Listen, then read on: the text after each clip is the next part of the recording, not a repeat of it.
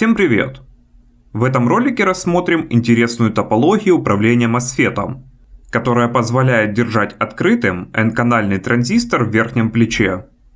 Таким образом мы можем отказаться от использования P-канальных полевиков и получить лучшие характеристики.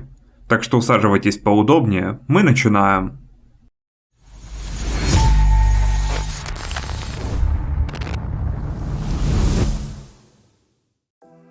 Думаю, всем известно, что если мы коммутируем нагрузку по плюсу, то используем P-канальный полевик, так как его затвор нужно тянуть ниже, чем напряжение питания. Использовать же в таком случае N-канальный полевик невозможно, потому что он требует дополнительных 12 вольт на затвор, а нам их брать попросту неоткуда. Поэтому мы продолжаем использовать P-канальные полевики, хоть они и хуже по своим характеристикам. Такое решение с P-канальными полевиками я уже применял в ролике про бесперебойник для 3D принтера. Там нужно было коммутировать напряжение, подаваемое из сети, а также из аккумулятора. Получилась довольно большая бандура, так как сопротивление транзистора было больше 20 миллиом. А вот если ставить N-канальный, тот же популярный ERF3205, то думаю обошлось бы вообще одним. В дополнение можно еще вспомнить драйверы верхнего плеча, которые позволяют в моменты открытия нижнего ключа или диода зарядить конденсатор, который мы потом откроем затвор. Но если нам нужно держать транзистор полностью открытым, или, например, просто управлять нагрузкой по плюсу, то такой вариант нам не подходит. И теперь переходим к сути ролика. На самом деле уже существует решение данной проблемы. И одной из них есть топология Charge Pump, которая позволяет держать полностью открытый полевик сколько угодно долго. Давайте рассмотрим подробнее на импровизированной схеме. Представим, что есть некое входное напряжение, которое поступает на транзистор. И есть плавающий конденсатор, который сначала заряжают напряжением питания, а потом отрывают его от земли. И последовательно с ним включают дополнительное напряжение, около 12 вольт. И вот у нас уже появляется напряжение выше, чем напряжение питания. Потом это напряжение подается в еще один конденсатор, а оттуда уже через драйвер ключа в затвор полевика. И таким образом мы получаем возможность управлять N-канальным транзистором. В теории это все интересно, но хотелось бы попробовать на практике. Для этого я заказал микросхему с функцией Charge Pump, и сегодня будем пытаться ее применить. В первую очередь, опираясь на даташит, нарисуем схему и составим минимальную возможную обвязку. Тут нам нужен будет силовой транзистор для управления нагрузкой. Возьмем любой, который есть в наличии. Самое странное, что в даташите не указано, какой максимальный ток может выдать микросхема. Зато указаны временные характеристики, в зависимости от емкости затвора. Сначала я думал, что это недочет даташита, но потом нашел на форуме ответ от самих Analog Device, где они говорят, что не измеряли, какой ток может выдать микросхема. Короче, темный лес. По итогу поставлю популярный ERF-Z44N. Также в даташите есть оговорка о том, что на большой частоте и при использовании индуктивной нагрузки нужно ставить дополнительный диод.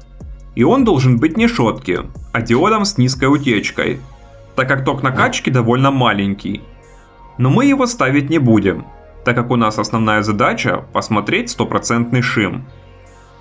Теперь настало время нарисовать печатку по приведенной схеме. Это будет просто испытательный стенд и не более, поэтому все упрощаем как только можно. Получилась небольшая платка, буду изготавливать ее лутом. А вы же можете упростить себе жизнь и заказать плату в Китае у компании PCBWay. Это крупнейший производитель печатных плат в Китае. Весь заказ можно произвести в 2 клика, что очень удобно.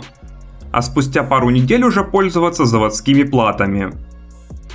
А я тем временем собрал наш макет. С горем пополам удалось это сделать. Дорожки вышли очень тонкими и почти не держатся на плате. Плюс еще феном перегрел. В общем, у меня от изготовления пукан горел прилично. Но теперь это позади, и я готов приступать к опытам. Для этого нам понадобится 3 блока питания. Первое – это напряжение питания микросхемы. Второе – это коммутируемое напряжение. И третье – это управляющее напряжение. А также нужен мультиметр, которым будем смотреть показания. Его щуп установим на затвор полевика. И пока на управляющем контакте у нас ничего нету, то соответственно мультиметр показывает около нулевые значения.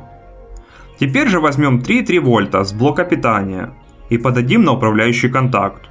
И что мы видим? На затворе появилось 32 вольта, так как мы подаем в транзистор 20 вольт, а питание у нас 12. Теперь можно посмотреть, что будет, если вдруг начнет расти напряжение на транзисторе. Как видим, напряжение на затворе продолжает держаться на 12 вольт выше. Единственное, что резистору нагрузки в 1 кОм это не очень понравилось, и он немного почернел, но это такое. Теперь мне хотелось посмотреть, как схема справляется с шим. Для этого воспользуемся генератором и усилителем сигнала с прошлого ролика. И теперь нам для тестирования нужен уже не мультиметр, а осциллограф. Когда у нас отсутствует напряжение на транзисторе, на затворе есть импульсы примерно в напряжение питания. Но стоит нам подать те же 20 вольт на транзистор, и картина меняется. Импульсы возрастают примерно так же, как это было на постоянке. Показания осциллографа чуть ниже, так как он измеряет напряжение не совсем точно. Что касается фронтов и спадов. С фронтами картина довольно неплохая. Они у нас 60 наносекунд. А вот спады подкачали. Почти 2 миллисекунды. Это прям печально. Но с другой стороны, у этой микросхемы совсем другая задача.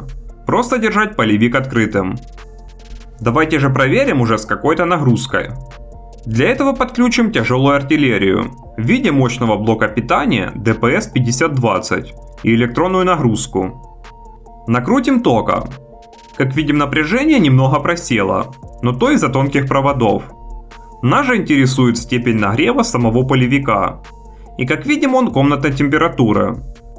Провода даже нагрелись больше, чем он. Еще хотелось бы посмотреть, а не греется ли микросхема. Но она вообще холодная, что прям радует. И напоследок я хотел посмотреть, как поведет себя схема при шиме с нагрузкой.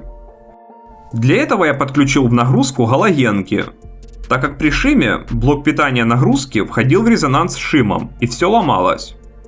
Интересный факт в том, что при нагрузке чуть больше ампера спад сигнала стал как в даташите. Получается, без нагрузки микре тяжело быстро закрыть транзистор. Ну и напоследок, собственно, нагрев ключа при работе шим на нагрузку. Он такой же, как и без шима, и как по мне, это хороший показатель. А на этом у меня все. Спасибо, что смотрите, и до новых встреч.